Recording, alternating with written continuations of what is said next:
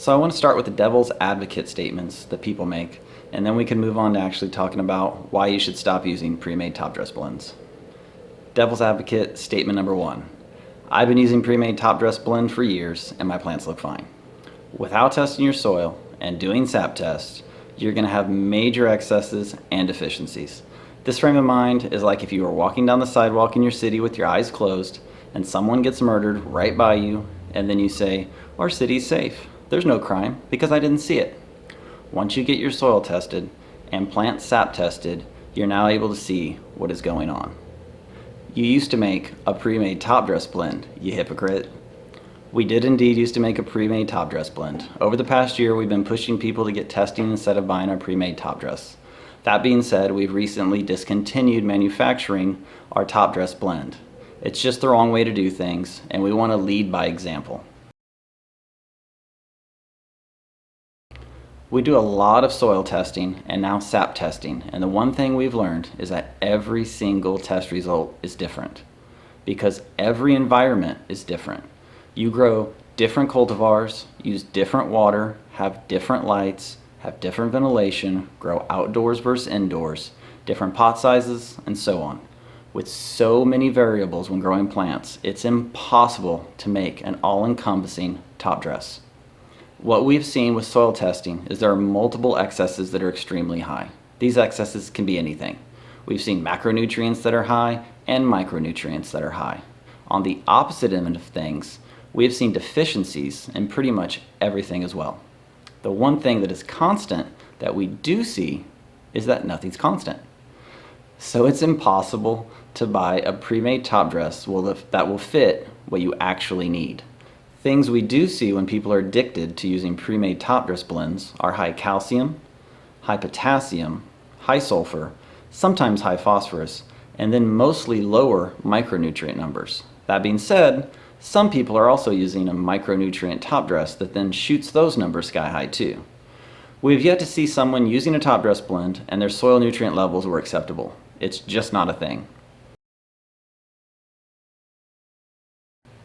To be really blunt, pre-made top dress blends exist because you, the consumer, choose the path of least resistance. That's it. If there wasn't a call from the consumer for these types of products, companies wouldn't make them. Now I know some of you are going to get mad because you think I just called you lazy, but it goes to a wider point I'd like to get across.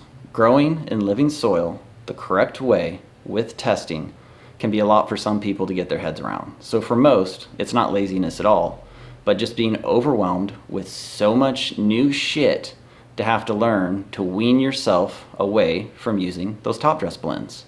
I can speak from a business standpoint on why top dress blends are made and pushed on the consumer. There's a fuck ton of money to be made from them.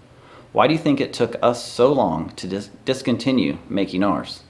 It's such an easy product to make, it's cheap to ship around the world, and the margins are extremely high on them. So from a business standpoint, the dollars just add up when talking top dress blends.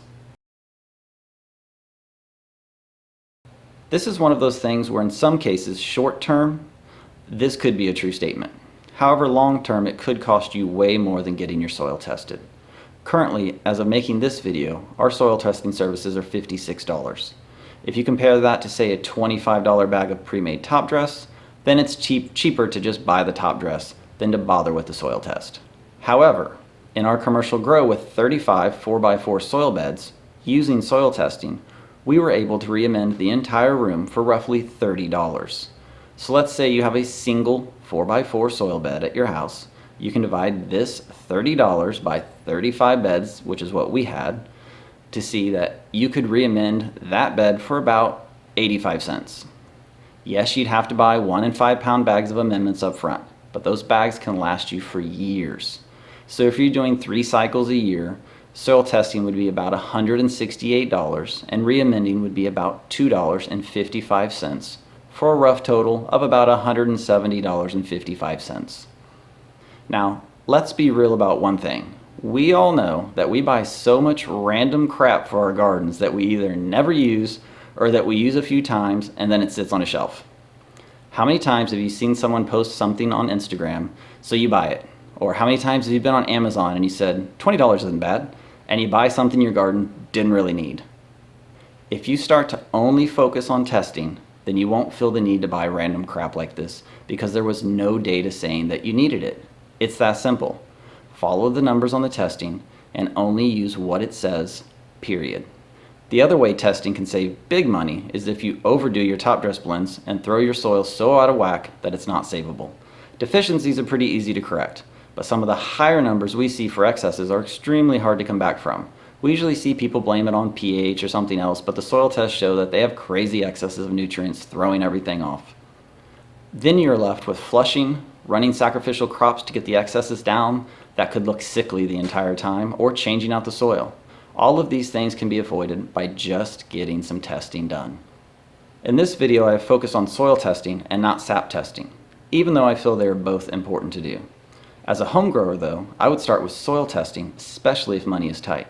Sap testing is roughly $100 per test, and it's great info to have, but if I were a home grower, I would choose soil testing first. I know there will be some pushback with this video from the people that are stuck in their ways of doing the same thing, even though there may be a better way moving forward. I did this very thing for many years, so no judgment from me at all. Ultimately, it's your garden, they're your plants, and you're the captain of the ship. It's not up to me or anyone else to try to tell you what to do with your living soil garden. With this video, I just wanted to get the wheels in your brain going, and you thinking about what you are doing, asking yourself, why am I using this? And what data do I have that says I need to use this? If I don't have this data, is the data I want available, and can I afford to get this data? Then choose what testing you think fits into your garden. Even a once per year test is better than no testing at all. The important point I'd like to drive home is that top dress blend you're buying could be doing as much harm as good. It would be so awesome if it was that easy, because man, we could make a fucking killing off selling those types of products. But the data just doesn't support this. It's the wrong way to grow in living soil, and there is a better way if you just give it a chance.